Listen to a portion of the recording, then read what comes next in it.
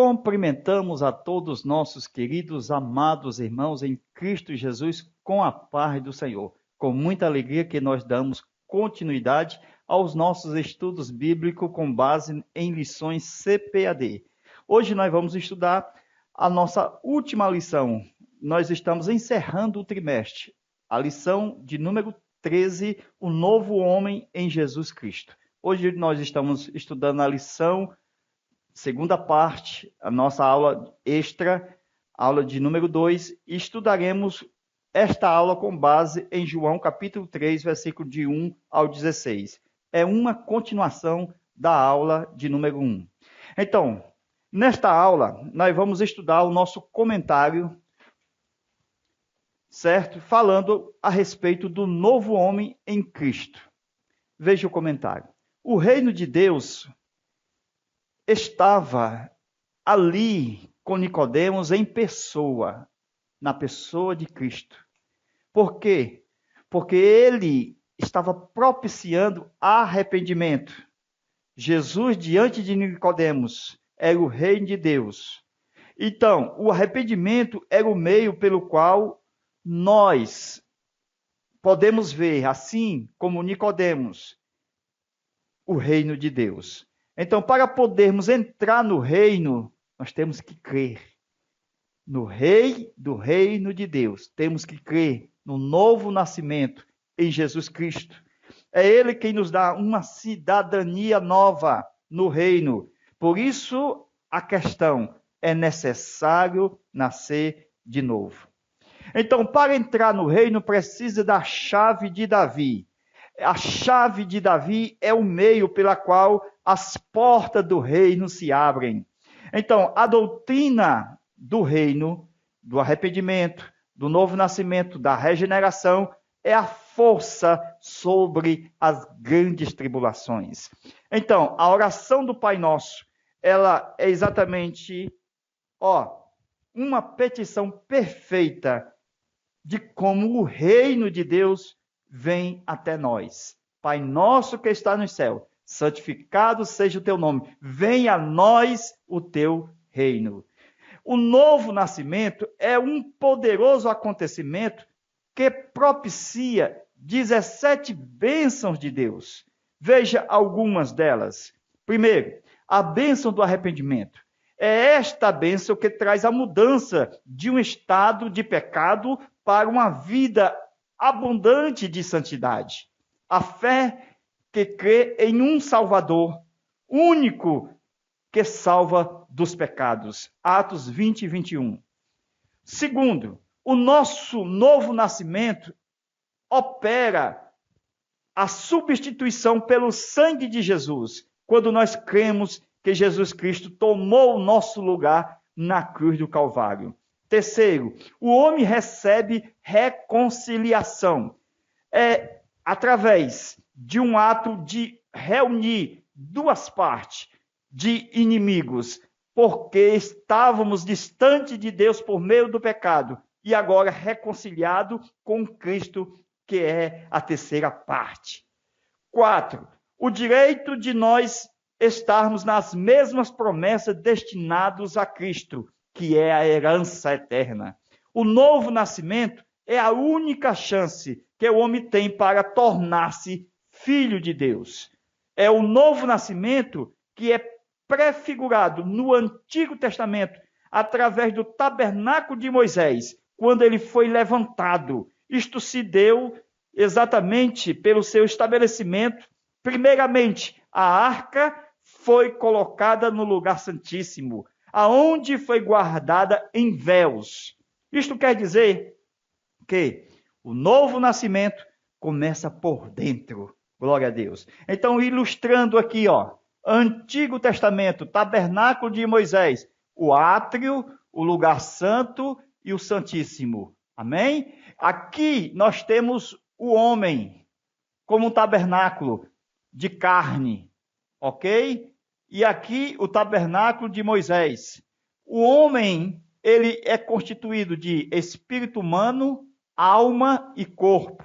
Então, veja aqui, o lugar santíssimo, o lugar santo e o átrio. Amém? Então, a arca, ela vinha, quando o tabernáculo foi erguido para o lugar santíssimo, e ela estava entre os véus do tabernáculo, mostrando exatamente aonde Deus estava vindo, ao homem através da sua nuvem. Amém? Assim, Deus também, por intermédio do seu Espírito Santo, ele vem ao espírito humano, como Paulo diz, ele soma o Espírito Santo com o espírito humano e se tornam um.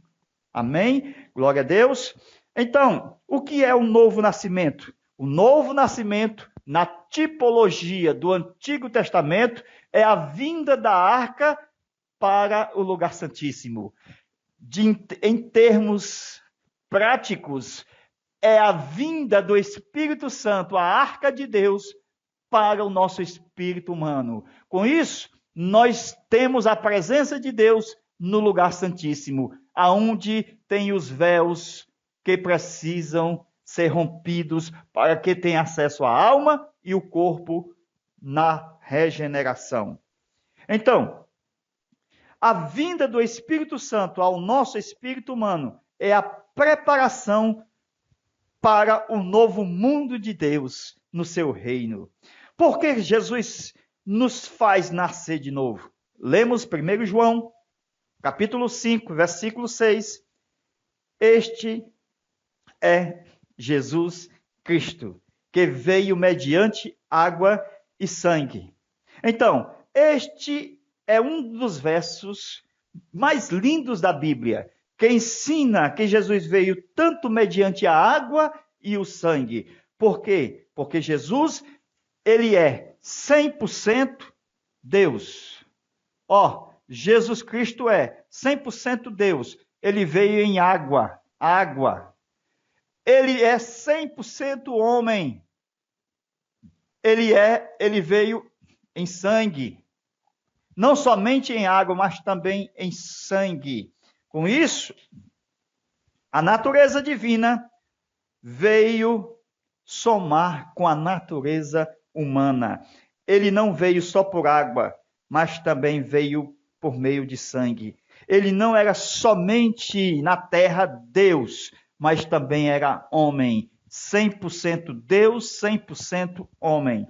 Então, não somente por água, leia o versículo, 1 João, capítulo 5, versículo 6. Não somente por água, não somente divino, texto lindo, mas também ele veio por meio de sangue, 100% homem.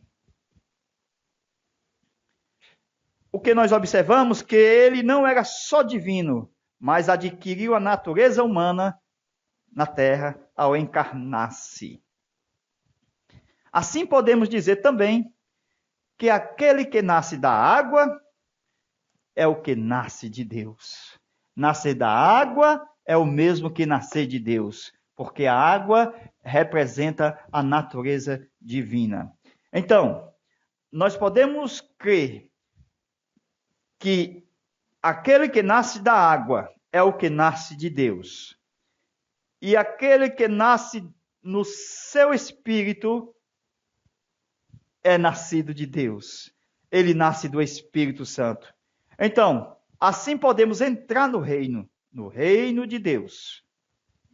O que nós podemos mostrar é que no Antigo Testamento, a manifestação do Espírito de Deus, veja a diferença entre um e o outro. Aqui o Espírito Santo, pelo texto, ele vinha sobre Moisés, sobre os 70 anciãos, sobre Josué, sobre os profetas. Ele vinha sobre. Ele trabalhava também através de porções. Tirava a porção que estava sobre Moisés para colocar sobre 70 anciãos. Então Eliseu disse para Elias, me dá a porção dobrada do seu espírito. Então ele trabalhava em medidas. Já aqui nós temos que o Espírito de Deus não é dado em medidas. Aqui era dado em medida, e aqui não teria medida, era dado em plenitude. Ok? Olha a diferença. Porções, medida. Plenitude, era cheio. Glória a Deus. Olha a diferença. Aqui ele tomava posse. Glória a Deus. Ele tomava posse como em Sansão. Como também em uma ocasião em Saul, que ele profetizou. Tudo isso mostrando exatamente que Saul poderia experimentar temporariamente o Espírito Santo. Está em 1 Samuel, leia o texto, capítulo 10, versículo 6. Vamos lá. Então, no Novo Testamento, Jesus ensinou que o nosso espírito humano é o lugar de habitação do Espírito de Deus. Então, no Novo Testamento, o Espírito Santo veio habitar no departamento de cima para acontecer o Novo Testamento. Assim, ele não trabalha com possessão. Não há possessão na alma. A alma fica livre. Ela fica livre para receber a atuação da presença do Espírito Santo sobre a alma humana. Não há possessão. Não trabalha em posse. Então, permitindo assim que a alma humana fique livre, sem bloqueio. E o espírito humano, quando recebe o Espírito Santo, é um depósito para habitação, para fazer, através desta morada de Deus, templo de Deus, uma obra perfeita na alma e no corpo. Assim, o homem pode ser um templo de Deus, um templo do Espírito Santo. Glória a Deus. Então, o Espírito de Deus, na nova aliança, pelo sangue de Jesus, ele não trabalha mais em apoderamento de alma, tirando o livre-arbítrio, em possessão. Ele trabalha em plenitude no espírito humano, enchendo. Então, é o Espírito Santo que é um santo gerente dentro do homem nascido de novo, aonde o Espírito de Deus com o meu espírito humano se torna um, fazendo um homem interior. Então, aqui eu tenho o chamado homem interior. Homem interior, para atuar sobre o homem exterior, alma e corpo. Aqui é o eu do Espírito Santo. Aqui é o eu do homem. Então, o Espírito Santo, ele precisa de liberdade deste eu, para que o eu, este eu do Espírito Santo, ó, veja aqui, ó, a personalidade do eu do Espírito Santo. Ele tem a vontade de Deus, a mente de Cristo, glória a Deus, e o sentimento de Cristo. Tem em vós o mesmo sentimento que houve Cristo Jesus. Nós temos a mente de Cristo. A vontade de Deus é que esteja em nós. Então, a vontade de Deus, a mente de Cristo e o sentimento de Cristo. Tudo isto vem sobre a alma, para que a alma não tenha mais o seu eu, ela se submeta à vontade de Deus, à mente de Cristo e o sentimento de Cristo. Amém? Tudo isto mostrando o homem interior sobre o homem exterior. Glória a Deus. É aqui que acontece a formação do novo homem, do novo caráter. Glória a Deus. Porque sem o Espírito Santo não há novo nascimento. Por isso que o homem exterior, sem o Espírito Santo, ele é corrompido pelo pecado. E assim, ele não é homem novo, ele é o velho homem. Quando o homem não é nascido de novo, há a depravação do homem exterior, alma e corpo. Assim, o mesmo se dá com pessoas religiosas, que não rasga o véu do coração para o Espírito Santo operar em sua alma. Assim, o pecado humano está no seu egocentrismo, que está na sua alma e comanda o seu ser. Quando o homem ama e gosta do cheiro da carne, ele torna-se uma atração para ser uma presa de Satanás. Assim nós podemos escolher continuar ou na semelhança caída de Adão, do homem do pecado, ou escolher, por meio de Cristo, através do novo nascimento, resgatar a imagem e semelhança de Deus que foi perdida pelo pecado. Então, somente Cristo e através de Cristo, o último Adão, podemos ser enxertados diretamente na natureza de Cristo. Podemos receber a seiva direto de Deus, participando assim da sua natureza divina, sem interferência do velho homem. O novo nascimento tirou a dependência dos rituais do Antigo Testamento, quando se lê a respeito da ministração do sumo sacerdote no altar, na antiga aliança. Isto é uma maravilha, é uma boa nova, para que nós tenhamos a filiação do Pai Celestial. Temos que crer no Evangelho, nas boas novas, que a mensagem do reino neotestamentária é que nós devemos, assim como Cristo ensinou, nascer da água e do Espírito, para podermos entrar no reino de Deus.